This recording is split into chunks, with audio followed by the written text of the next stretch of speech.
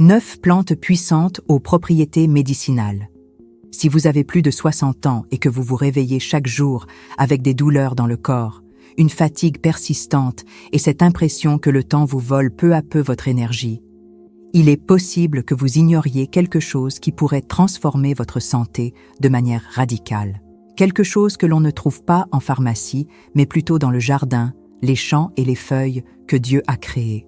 Pendant des années, dans mon cabinet, j'ai vu des personnes arriver découragées, les bras chargés de sacs remplis de comprimés. Et pourtant, croyez-moi, la plupart d'entre elles n'avaient pas besoin de plus de médicaments. Elles avaient besoin de redécouvrir la puissance que porte la nature. Il existe des plantes si puissantes qu'elles peuvent apaiser des inflammations anciennes, soulager des douleurs chroniques, renforcer les os, améliorer la circulation et même éclaircir l'esprit, le tout naturellement. La science moderne le reconnaît déjà. Et aujourd'hui, je vais vous présenter 9 de ces plantes. Oui, 9 plantes médicinales aux propriétés si étonnantes qu'elles transforment la vie de nombreux patients. Certaines poussent dans des coins oubliés, d'autres sont vendues pour quelques euros sur les marchés. Mais elles ont toutes quelque chose en commun. Elles agissent à la racine du mal, là où la douleur commence. Dans l'inflammation, le déséquilibre des organes et les carences en nutriments dont le corps souffre tant après 60 ans. L'une d'elles, par exemple, était déjà utilisée par les anciens peuples pour traiter les infections et les douleurs rhumatismales. Une autre améliore la qualité du sommeil chez les personnes âgées qui n'ont pas connu une nuit complète depuis des années.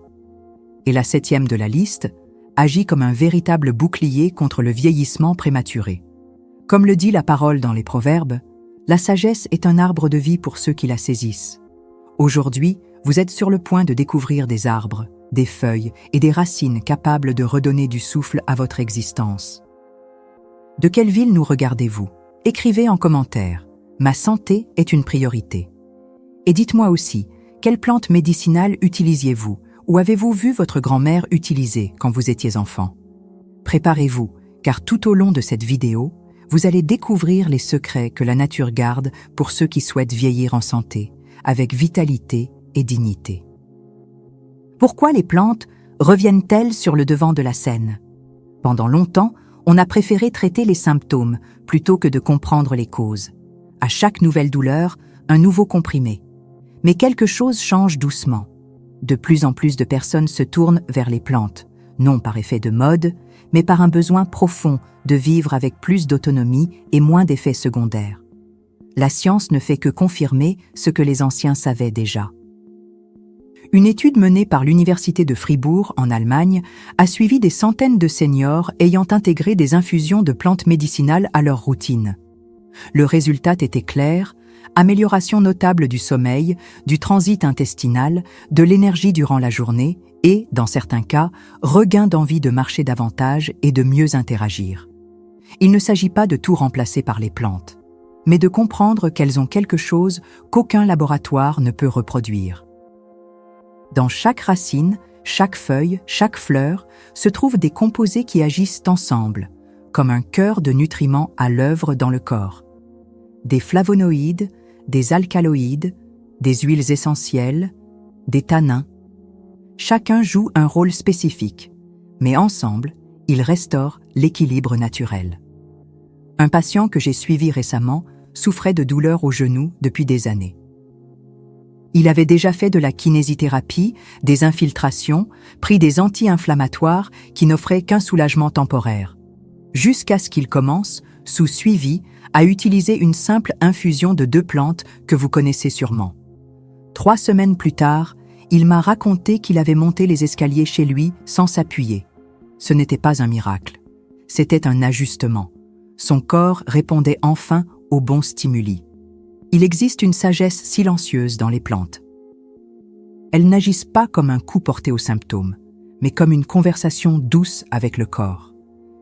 Et c'est peut-être cette douceur même que votre organisme appelle de ses vœux. Quand le corps vieillit, il n'a pas besoin de plus d'agressivité. Il a besoin de nutrition, de repos, de régulation. Et c'est exactement ce que beaucoup de plantes peuvent offrir. Simple, mais profond. Curcuma, l'antidote contre l'inflammation silencieuse. Parmi toutes les plantes qui sont revenues sur le devant de la scène, le curcuma occupe une place spéciale. Sa teinte jaune dorée cache l'un des composés les plus étudiés de ces 10 dernières années, la curcumine. Elle est capable de pénétrer là où l'inflammation s'est installée, notamment dans les articulations vieillissantes, qui ne supportent plus autant d'impact ni autant de silence. Car la douleur chez les personnes âgées, c'est souvent cela, une douleur silencieuse qui s'étire, se faufile dans les gestes du quotidien. La curcumine agit comme un balai moléculaire, nettoyant les voies que l'inflammation a laissées en désordre. Des patients atteints d'arthrite ou de douleurs aux mains me disaient souvent ressentir une rigidité matinale. Une dame, en particulier, est venue me voir avec les doigts déformés, lassée d'essayer sans succès. Après un usage régulier du curcuma, combiné à quelques conseils alimentaires simples, elle a repris la couture. Elle a pleuré dans mon cabinet car elle avait réussi à enfiler une aiguille à nouveau. L'action du curcuma n'est pas seulement physique. Beaucoup rapportent une amélioration de l'humeur, de l'énergie, voire de la clarté mentale. Peut-être parce que douleur et pensée avancent ensemble. Quand le corps souffre, l'esprit s'alourdit. Et quand le corps se libère, le regard devient plus léger. Mais le secret réside dans l'usage régulier, dans les petites doses quotidiennes qui font de la plante une véritable alliée. Il ne s'agit pas de préparer une recette miracle, mais d'offrir au corps ce qu'il reconnaît à la fois comme nourriture et comme remède. Le curcuma, utilisé avec sagesse, ne fait pas que désenflammer. Il rouvre les chemins que la douleur avait fermés. Et là où il y avait raideur, le mouvement renaît. Car là où il y a mouvement, il y a vie. Menthe, le soulagement de l'intestin et du sommeil chez les aînés. Le bien-être du corps commence souvent par le confort du ventre. Et c'est là que la menthe révèle sa puissance discrète. Fraîche, parfumée, simple, mais redoutablement efficace. Ces feuilles contiennent des huiles essentielles qui agissent directement sur le système digestif. Elles détendent les muscles intestinaux, réduisent les gaz, soulagent les crampes et restaurent une légèreté que beaucoup pensaient avoir perdue à jamais. L'une de mes patientes les plus anciennes me confiait qu'elle se sentait ballonnée après chaque repas, même léger. Son transit alternait entre constipation et dérèglement. Son alimentation était pourtant correcte, mais l'inconfort persistait. Je lui ai alors recommandé une infusion de menthe chaque jour, après le déjeuner. En quelques jours, les ballonnements ont diminué, la digestion s'est améliorée et elle a retrouvé un sommeil plus paisible. La menthe n'agit pas seulement sur l'estomac, elle apaise aussi le système nerveux, ce qui a un impact direct sur la qualité du sommeil. Les nuits des personnes âgées sont souvent peuplées de réveils fréquents, de pensées agitées, d'inquiétudes. La menthe aide à apaiser. Elle n'impose pas le sommeil, elle l'invite. En plus de cela, sa légère action sur les voies respiratoires facilite la respiration nocturne. Et mieux on respire, plus le sommeil est profond.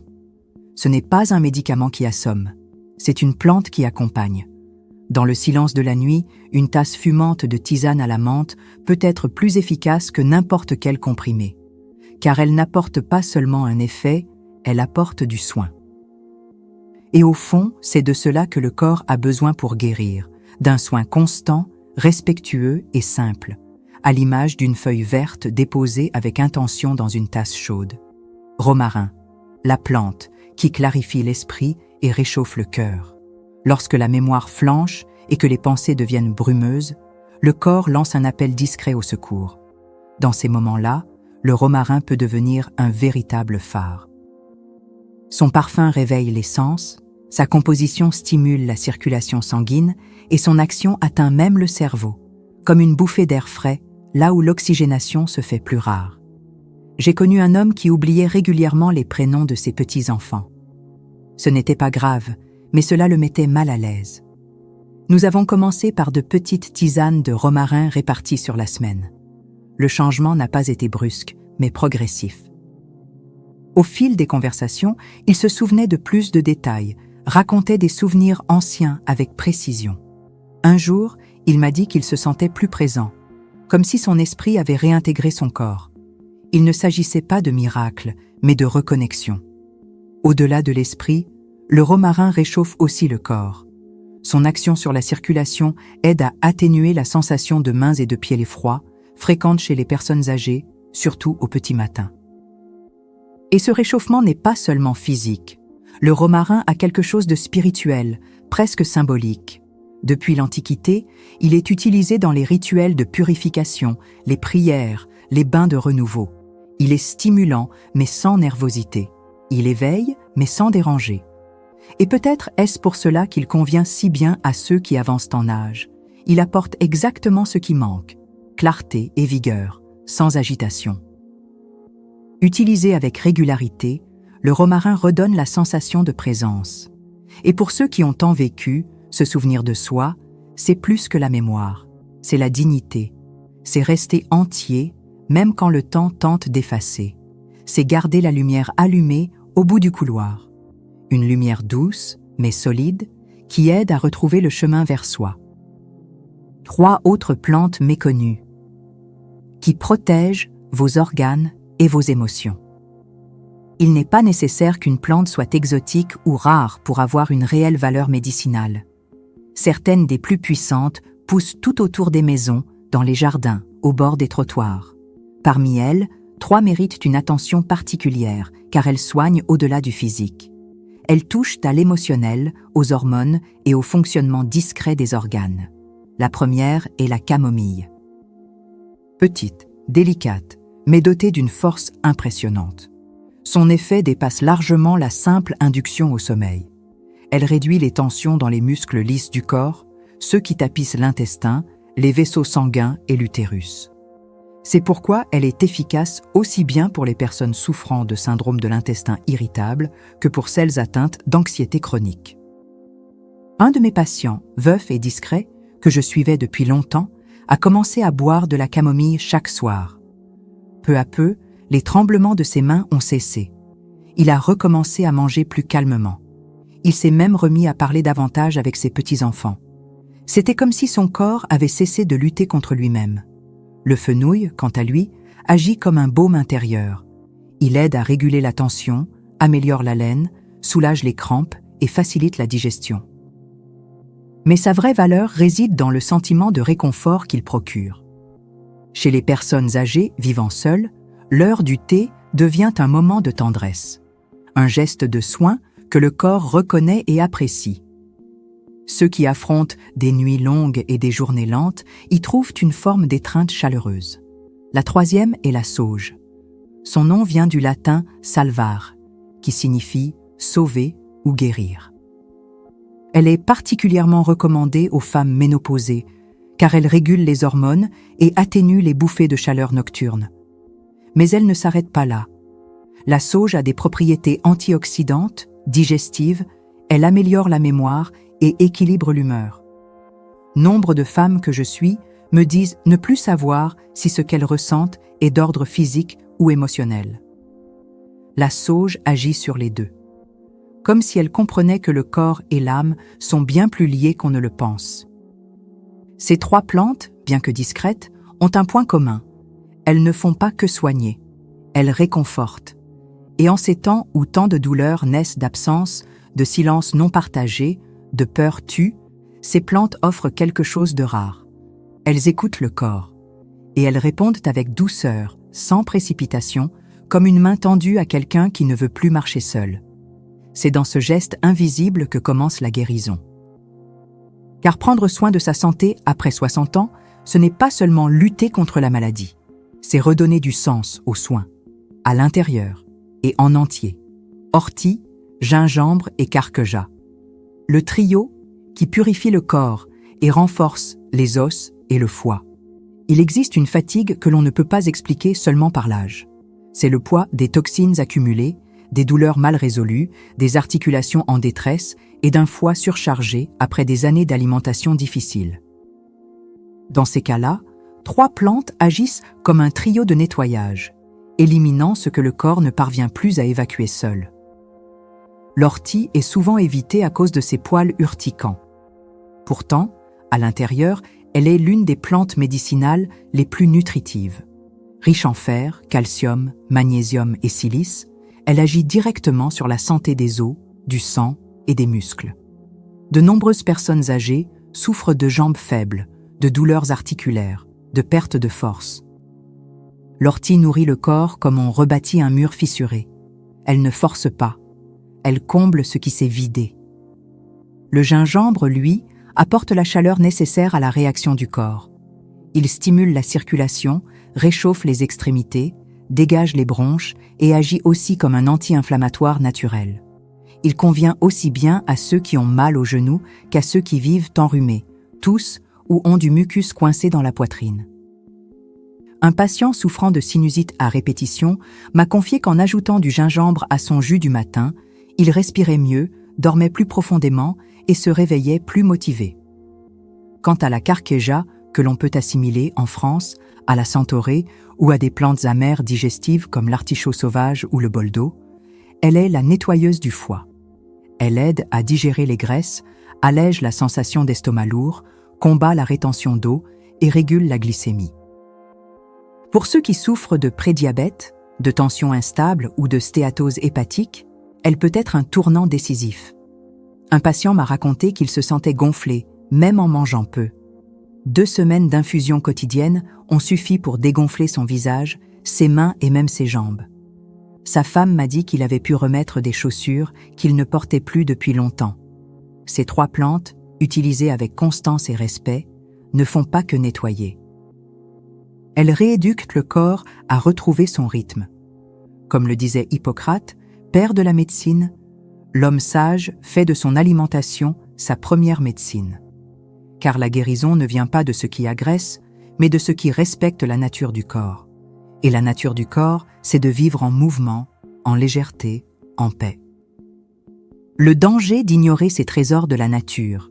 Ignorer ce que la nature offre, c'est comme marcher pieds nus sur un sol jonché d'éclats de verre, alors qu'une paire de chaussures vous attend à la porte. La majorité des personnes âgées qui arrivent en consultation ne savent même plus ce que c'est que de vivre sans médicaments quotidiens. Un cachet pour la douleur, un autre pour l'estomac, un pour dormir, un autre pour se réveiller, comme si le corps était devenu une vieille machine bruyante et impossible à réparer. Mais ce n'est pas tout à fait ça. Beaucoup des symptômes liés à l'âge sont en réalité des alertes, de petits appels au secours que l'organisme envoie avant le point de rupture. Et ces signaux, s'ils sont entendus à temps, peuvent être traités avec douceur et efficacité. Le problème, c'est qu'à force de vouloir faire taire les symptômes, on oublie d'écouter leur cause. Plus de 70% des personnes âgées en France et ailleurs consomment des médicaments de façon chronique. Moins de 10% utilisent régulièrement des infusions ou remèdes à base de plantes médicinales. Cela montre un décalage inquiétant entre ce dont le corps a besoin et ce qu'on lui donne réellement. La sagesse réside dans les choix simples. Dans ce qui a été créé pour nourrir et guérir, pas seulement pour contenir. Ces plantes ne sont pas une solution miracle, mais elles ne doivent plus être considérées comme des alternatives inférieures. Elles sont fondamentales. Elles sont des alliés, des instruments silencieux que Dieu a placés à la disposition de ceux qui veulent vivre en conscience. Et la conscience, passé un certain âge, vaut plus que n'importe quel médicament fort.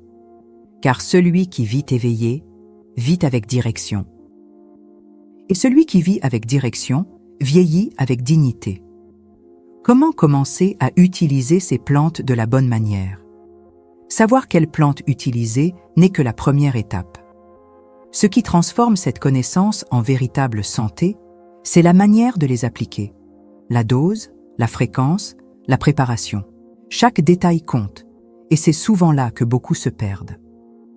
Ils commencent motivés, mais abandonnent rapidement par manque de conseils clairs ou à cause de préparations mal faites qui annulent les effets naturels des plantes. La vérité, c'est que ces plantes, aussi simples soient-elles, exigent du respect. Certaines doivent être infusées brièvement, d'autres demandent un temps de repos plus long dans l'eau, et d'autres encore ne doivent jamais être portées à ébullition. Il existe des combinaisons qui renforcent les effets et d'autres qui les neutralisent. C'est pourquoi improviser n'est pas le bon chemin. Le corps a besoin de routine, de constance et, surtout, d'une préparation appropriée. C'est pour cela que nous avons créé le guide de recettes pour ne pas tomber malade. Ce n'est pas un livre ordinaire. C'est un outil pratique, direct, pensé spécialement pour les plus de 50 ans qui souhaitent restaurer leur santé de leurs propres mains. On y montre exactement comment préparer ces plantes correctement, lesquelles utiliser pour chaque symptôme et comment les intégrer à votre quotidien sans complications. Si vous souhaitez utiliser ce que vous avez appris ici de manière sûre et transformatrice, ce guide est l'étape suivante. Le lien se trouve dans la description et aussi dans le premier commentaire épinglé. Vous y trouverez non seulement des recettes, mais un véritable chemin. Et quand on a un chemin clair, même le corps recommence à croire à la guérison. Car la santé commence par une décision, celle de prendre soin de soi. Et cette décision peut se prendre aujourd'hui.